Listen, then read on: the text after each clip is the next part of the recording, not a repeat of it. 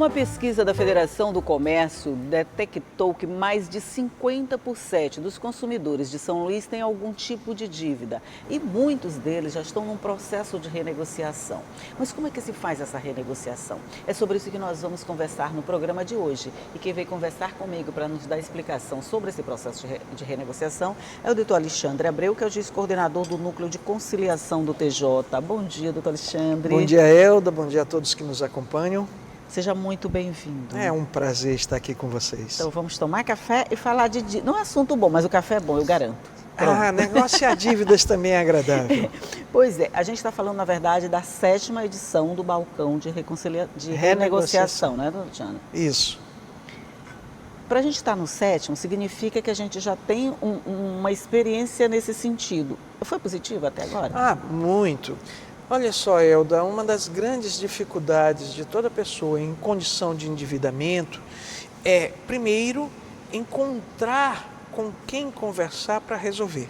E segundo, nesse encontro, ter facilitações para quitar dívidas. O Poder Judiciário, percebendo que existe essa dificuldade, faz um trabalho de intermediação, convida empresas, sensibiliza elas sobre as vantagens de oferecer descontos e receber um volume significativo de pagamentos.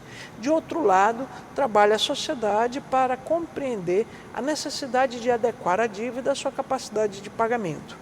Esse encontro que realmente faz com que as negociações frutifiquem, já traz um histórico bastante positivo. Só para você ter uma ideia, nas edições realizadas em São Luís, Imperatriz, Bacabal, Ribamar, Timon, nós já conseguimos baixar dívidas num total de 45 milhões para 29 milhões de reais. Ai, que bom. Um abatimento de mais de 35%, isso sem falar nos parcelamentos dessas dívidas. Então, o evento é um evento repleto de sucesso, só nessa possibilidade de você observar que a sociedade encontrou o seu momento de resolver as suas demandas. Quando a gente fala em renegociação, você falou em parcelamento de dívidas. É uma boa saída, mas também não existe a possibilidade da gente se empolgar com o parcelamento, dizer eu já resolvi essa pendência e começar um processo novo de endividamento? Isso acontece? Não é impossível, mas nós temos que colocar uma coisa interessante, Elda. Eu gosto muito dessa abordagem para que a gente compreenda. A primeira coisa que eu acho que nós precisamos perceber é a nossa imaturidade. Eu sei que você já passou dos 30, eu já passei dos 50. Agorinha. Foi outro dia. Não é? E quem conviveu com um regime anterior à Constituição de 88, quem conviveu no regime anterior à abertura econômica no Brasil, sabe que nós tínhamos muito pouco acesso. Acesso a produtos, acesso a crédito, acessos bastante limitados. Então, de repente, nós saímos de um estágio de dificuldade de acesso para uma abertura expansiva de acesso. Isso, quase total, né? Muito grande. E nessa abertura de acesso, é claro, todo mundo quis ter aquilo que nunca teve. Então, os descomedimentos é fruto da imaturidade. A gente não sabia o que era ter as coisas, a gente não sabia utilizar o crédito e saímos gulosamente buscando, com a ajuda do crédito, atrás dos produtos que nos agradavam. Então, quem tinha só uma televisão passou a ter 2, quem tinha um aparelho celular passou a ter 3, quem tinha um carro pequeno passou a ter um carro com ar-condicionado, direção hidráulica e outras coisas mais. Nós fomos atrás, afinal de contas, eram desejos que estavam inacessíveis. Né? Depois que nós passamos a perceber que alcançar esses desejos trouxe para nós dívidas, nós começamos a reformular a nossa compreensão de necessidade. E é exatamente essa maturidade alcançada que nós encontramos em grande parte das pessoas que nos visitam para negociar e que apontam que essa oportunidade é uma oportunidade para a estabilidade financeira. São pessoas que estão aprendendo que ter é bom, mas endividar-se não é. Aí só para fazer um contraponto, juntou a facilidade quer dizer, ao aumento da oferta de produtos que a gente não tinha, com a facilidade de acesso ao crédito. O cartão de crédito é uma coisa muito boa, mas parece uma invenção do diabo também, né? Ele tanto facilita como atrapalha a nossa vida. Porque é tão simples comprar com cartão de crédito, a gente acaba mesmo perdendo a noção e os limites com ele. Olha, Elda, tem pesquisas desenvolvidas que deixam a gente um pouco preocupado. Entre elas, até uma que indica que comprar reduz a baixa autoestima ou mesmo atinge o trabalho de proteção contra a depressão. Então, imagine o cidadão que, quando se satisfaz comprando, supera algumas dificuldades de ordem emocional, ele tem a facilidade de comprar e não perceber que está pagando com o uso do cartão de crédito. Verdade. Então, a pessoa, ao buscar essa, digamos assim, satisfação emocional, satisfação pessoal, sem perceber o comprometimento financeiro, ele se surpreende com a chegada da fatura. Aí é terrível, né? Então, essa pessoa que buscou, olha só, eu estou deprimido, eu tenho uma baixa autoestima, eu vou comprar. Aí eu passei um dia comprando, e aí eu elevei minha autoestima. Chegou no final do dia bem feliz. Aí chega o final do mês com a fatura do cartão. Aí eu tenho um cartão elevado, eu tenho prestações, eu tenho que abdicar de outros. Então a gente precisa saber curar essa depressão e autoestima de outra forma. Olha, não chego a curar a depressão e nem tem esse problema de autoestima, mas que uma compra, por exemplo, comprar um sapato para mim faz um bem tão enorme que você não imagina. É compreensível. Então, eu imagino quem passa por esse processo de precisar, não só botar entre aspas, precisar comprar alguma coisa para se sentir bem. Isso é um complicador na vida, com toda certeza. Mas são essas pessoas, esse é o perfil das pessoas que procuram o balcão de renegociação? Não necessariamente? Não necessariamente. Nós temos que entender que existem, e aí é que é o nosso grande alvo, existem as intercorrências. Por exemplo, alguém que organizou com algum limite seus gastos, e nós vivemos isso muito recentemente, por exemplo, o caso clássico da pessoa que perdeu o emprego, recebeu um dinheiro extra e investiu num carro para trabalhar como autônomo. Nós estamos assistindo isso em grande quantidade. Ou seja, ele não deixou reserva, investiu tudo nesse trabalho, mas esqueceu de uma coisa. Se ele tem uma colisão, se o carro dá um problema, se ele fica sem rodar, sem trabalhar, ele não tem renda. É o caso da pessoa que fica doente e não pode fazer seu trabalho autonomamente. É o caso da pessoa que acaba recebendo outros parentes em casa porque passaram alguma dificuldade, outros que perderam emprego, caso de doenças. Então, nós temos uma sociedade que tem vontade de liquidar suas dívidas, mas infelizmente elas se avolumaram, independente do desejo, e tem dificuldade de pô-las em dia. Com esses balcões de negociação, que a gente está na 7ª edição, como a gente já falou, as pessoas que fazem essa renegociação, fazem esse parcelamento, vocês têm algum retorno de como isso acontece ao longo do tempo? Quer dizer, essa pessoa consegue se manter dentro daquele planejamento que ela foi lá no balcão buscar? Então, olha só, quando a gente fala nessa maturação da sociedade, uma das grandes qualidades do balcão é a função pedagógica. A pessoa que passa por lá, que negocia, que percebe que do outro lado tem alguém que tem um crédito, mas para receber tem que flexibilizar, ele começa a traduzir aquela experiência para outras situações. Então, eu não só adquiro o hábito de negociar com as empresas que estão no balcão, como também passo a pechichar nas outras dívidas que eu tenho. Leva essa experiência para outros ramos, né? Exatamente. Então você acaba fazendo, digamos assim, uma onda de mudança.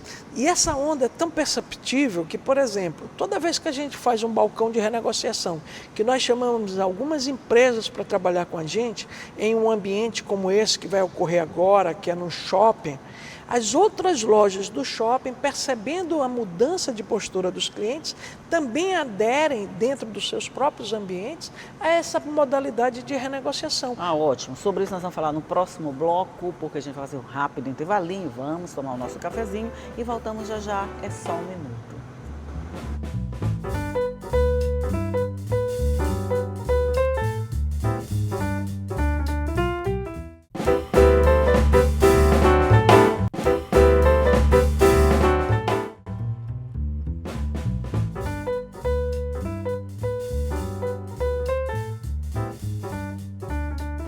Já estamos de volta, eu estou conversando aqui com o doutor Alexandre Abreu sobre o 7º balcão de renegociação que está iniciando essa semana. Aliás, vai ser realizado durante toda essa semana. Tem muita oportunidade para todo mundo que está endividado ir lá buscar uma solução para o seu problema. A gente falou muito do comportamento do consumidor, mas as empresas, como o senhor falou, quando é realizado no shopping, as empresas já percebem aquele movimento. Mas as empresas, de alguma forma, elas também já se mudaram, elas estão mudando em busca desse consumidor mais consciente, vamos dizer assim? Pois é, olha só, algumas questões estão sendo trazidas e são bastante significativas. A gente passou a desenvolver, não vou entrar no mérito, mas passamos a desenvolver o que se chama de responsabilidade social, de uma consciência de responsabilidade social. Essa consciência de responsabilidade social incide nas empresas, na relação do endividamento, de duas ordens. A primeira delas, na facilitação da negociação das dívidas existentes. E a segunda, na melhor orientação quando da tomada de crédito. Então, às vezes você chegava para tomar um crédito e imediatamente se fazia uma consulta apenas na sua capacidade de pagamento e liberava. Agora não, você assiste eventualmente a um vídeo, recebe algumas orientações, instituições bancárias mais responsáveis compartilham cartilhas, orientam sobre o uso responsável do crédito, a preocupação com que as pessoas devem ter para não chegar a um grau de endividamento comprometedor. E isso é muito positivo. Então, a gente percebe que as instituições estão modificando suas estruturas. Elas estão, por exemplo, disponibilizando maiores canais de acesso ao diálogo. Hoje você já consegue renegociar dívidas na internet, já consegue renegociar... Já direto com a empresa que o senhor fala. Direto com a empresa, ou até mesmo com o apoio do Tribunal de Justiça. Afinal de contas, o mesmo modelo de balcão de renegociação presencial, o Tribunal de Justiça oferece na modalidade digital, em que as pessoas são chamadas para a internet. Já existem orientações público próprios, funcionários das empresas com a habilidade de receber a pessoa endividada, de estudar com ela o seu comprometimento financeiro para, junto com ela, construir melhores condições de pagamento de dívidas. Então, há uma mudança de postura perceptível, mas essa mudança de postura é muito por conta também do amadurecimento do consumidor. É verdade. O consumidor mudou. Ele antes era um consumidor sedento de compra. Agora ele está sedento de compra, mas com a moderação das suas finanças. Isso, com uma maturidade financeira um pouquinho maior, pelo menos, né? Já é uma boa coisa. Maior, né? Agora sim, onde que se deve mais? Para quem o consumidor deve mais? Comércio em geral ou prestadores de serviços? Onde é que o nó é um pouquinho mais apertado? Então, olha só, até algum tempo atrás, e lá vou eu voltar para a minha infância, volto a dizer que Elda não foi desse tempo. Eu lembro, Elda, olha só, eu lembro quando para a gente comprar com crediário, nós íamos para o fundo da loja, levávamos um retrato 3x4 com data. O retrato com data e 2 avalistas. Preenchemos o boleto e fazíamos a compra com a loja. Hoje em dia você não tem mais compra de boleto. Então, verdade. Quase sempre a sua compra é com cartão de crédito. Então, a sua dívida é transferida da loja para o cartão de crédito. Aí nós temos duas empresas. A primeira empresa é a empresa que vende produto. Que vendeu isso. A empresa que vende produto, ela recupera seu investimento com o pagamento pelo produto. Então ela fixa o preço do produto, você pagou e ali ela se recompensou. A empresa que empresta dinheiro, ela ganha por quanto mais você pagar por aquele dinheiro tomado emprestado. Sim. Então, e às vezes a gente não percebe isso, né? exatamente. Percebe. Então, é uma bola de neve. Cada vez que eu atraso o pagamento, cada vez que eu parcelo o meu pagamento, cada vez que eu negocio mal negociado um pagamento, eu estou aumentando a minha dívida. O nome bola de neve é exatamente isso. Ela vai rolando e aumentando de volume até ficar insuportável. Significa exatamente o que o nome diz, né? Uma bola de neve, né? Vai crescendo à medida que você vai rolando essa dívida, ela vai crescendo. Mas a gente fica com a sensação de que quando você faz isso, eu vou pagar o mínimo do cartão. Você está fazendo uma grande coisa, eu não estou mexendo muito no meu orçamento, eu estou pegando só o mínimo e dando para o cartão. Você acha que as pessoas já conseguiram perceber que isso não é diminuir dívida, isso é aumentar esse potencial de endividamento que as empresas têm com a gente? Olha, ainda temos pessoas que ainda têm dificuldade de ser esclarecida quanto a isso. Uhum. E deve-se esse fato, e aí, Elda, a gente tem que louvar alguma iniciativa que está acontecendo nesse sentido, deve-se ao fato da nossa falta de hábito com o trabalho financeiro. Olha só, eu tenho conversado um pouco sobre isso tem me deixado bastante estimulado a atuar nesse campo. Lá vou eu voltar à nossa infância. Essa infância sua está muito rica hoje. Pois é, mas eu estou me lembrando dos meus livros de ciência. Vou botar um café aqui para facilitar ainda mais essa sua memória lá da infância. Muito obrigado. Eu me lembro dos meus livros de ciência, quando a gente estudava conceitos de saúde. Ferver água, andar calçado, combater as doenças, eram coisas que a gente aprendeu na escola. E agora nós estamos voltando para dentro das escolas estudos sobre controles de finanças. Hoje isso já é discutido, né? Pois é, era uma coisa que a gente não se preocupava. Então, nós aprendemos, muitos de nós aprendemos o que é dívida tornando-se endividado. Isso. E aí, essa mudança de postura é o que está nos alertando, talvez, para dizer que no futuro a gente vai superar isso. Já essa turma que está vivenciando essas dificuldades, elas estão aprendendo exatamente pelo excesso da dificuldade. Estão aprendendo na prática mesmo como é que a coisa funciona, né? Porque, vou te ser sincero, você não imagina como a coisa está preocupante. Nós temos pessoas que têm um medicamento para tomar de manhã e de tarde e que não tem dinheiro para comprar. Está dividindo para tomar metade de manhã, metade à tarde.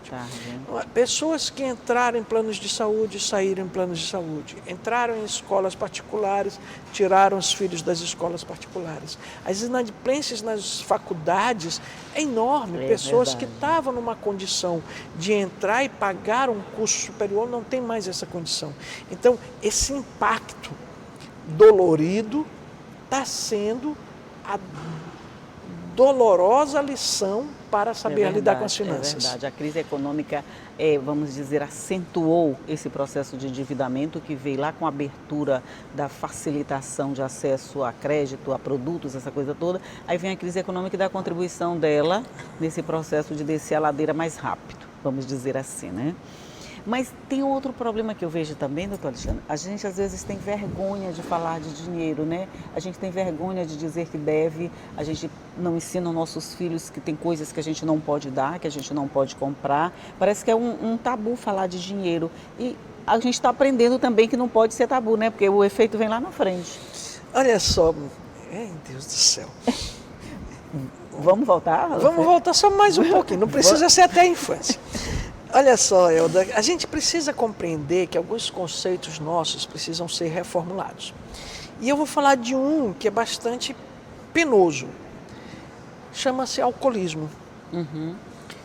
Há algum tempo atrás, nós víamos a pessoa dependente do álcool como uma pessoa irresponsável, com ausência de controle, tínhamos um conceito extremamente negativo, até que passamos a ter um estudo científico que mostrou que essas pessoas, diante de uma fraqueza vivenciada, não conseguem, às vezes, solitariamente sair liberado desse vício. Então nós tiramos o alcoolismo de um comportamento antissocial negativo para um estágio de doença de intervenção de saúde pública. Isso. E isso trouxe uma solidariedade social para ajudar essas pessoas. Então nós precisamos amadurecer também com o endividamento. Não diria que não estamos no mesmo grau de um alcoolismo, mas precisamos encarar isso com muita tranquilidade. Saber que esse endividamento leva desestruturações familiares, algumas pessoas a práticas delituosas, a uma situação de violência interna familiar muito severa. Um pai endividado que o filho chega para conversar, para brincar ou qualquer coisa assim, é um pai amargurado. Ele não vai ter essa relação de afetividade.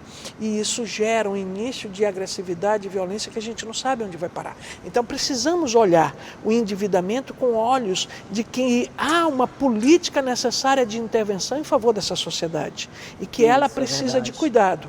Então tratar do assunto, enfrentar o tema, debater, realizar balcões para que as pessoas desmistifiquem essa ideia de que só eu estou endividado e, portanto, eu é que devo estar com vergonha, tem que ser superado. Pois é, então não precisa ter vergonha, o balcão de renegociação acontece exatamente para isso, o que o nome diz, renegociar suas dívidas. Você está endividado?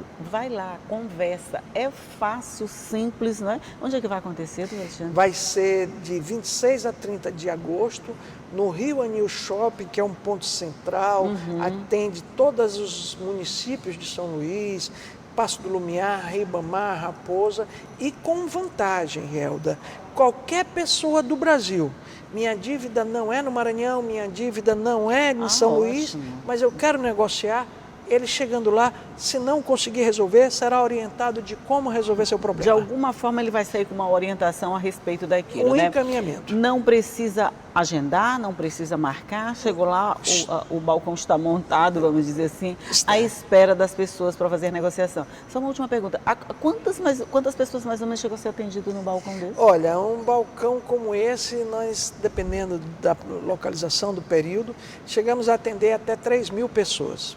Mesmo? É. 3.000 pessoas? Perdão, 3.000 atendimentos, que significa que é o que a gente contabiliza. Às vezes uma pessoa é atendida mais de uma vez, duas vezes. Mas 3.000 atendimentos. 3.000 atendimentos a gente Sinal já tem. Que a população já entendeu a importância disso, sim, né? Sim. E que quem tem dívida precisa buscar uma renegociação. Só não pode ficar endividado a vida inteira, né? E ninguém deseja isso, ficar endividado a vida inteira. Até porque senão a gente não vai ter acesso a outras coisas, né? Como todo mundo gosta de uma comprinha, gosta de um crédito, gosta de alguma coisa, é bom a gente estar com o nome limpo, como a gente sempre dizia, sua avó dizia isso. Exato. Ficar com o nome limpo na praça? Pois é. Então, fique com seu nome limpo na praça. Se ele tiver um pouco sujinho hoje, assim, essa semana, vai lá. Lá vai funcionar também como uma lavanderia de nomes. Gostei da ideia. Não, vai ficar com o nome bem limpinho. E pode, a partir daí, buscar outras possibilidades no mercado. Doutor Alexandre Abreu, muito obrigada. Eu gosto de conversar com o senhor, que o senhor é um entusiasta desse projeto, né? De chegar perto das pessoas, de tentar resolver os problemas. Eu gosto muito disso. Muito obrigada para o senhor. Obrigado, Helda. Obrigado a todos que nos acompanham. Eu deixo aqui o nosso abraço e o convite para nos visitar. Ok, bom dia para você também que está nos acompanhando, mas que sabe que essa conversa toda fica à sua disposição. Você pode ir no balcão, não perca o prazo, essa semana inteira, tá? Pode ir lá. Eu estou garantindo aqui por ele, eu estou garantindo pelo senhor. Tá, confiança. Pronto, está todo mundo convidado. Não precisa agendar, você já sabe, leva só os documentos pessoais. Né? É o documento que identifique a dívida. Identifique a dívida, é isso. Ou também um documento que identifique a dívida, porque você tem que saber o que você está devendo e o que você está querendo. Então, essa conversa fica toda guardadinha no nosso site para você. Tem alguma dúvida? Vai lá, vê, rever, faz o que você quiser. O conteúdo está todo à sua disposição. Mas só para lembrar, eu te espero 8h30 da manhã, todos os dias aqui, ok? Tchau.